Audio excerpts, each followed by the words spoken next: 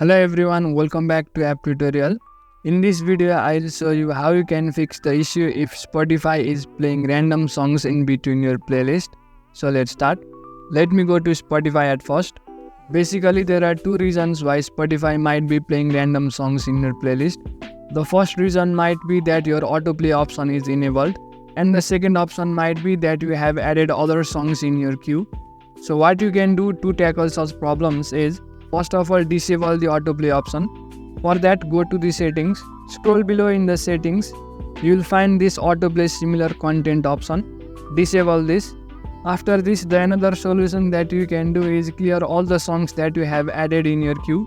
For that, select any random song. Then you will see an icon with 3 lines on the bottom right side. Tap on it. It will show you all the music that you have added in your queue. Now remove the songs that you don't want to play from your queue and your issue will be solved. So in this way you can fix the issue if your Spotify is playing some random songs. That's it for the video. Make sure to leave a like if you found this helpful and subscribe to the channel for further videos.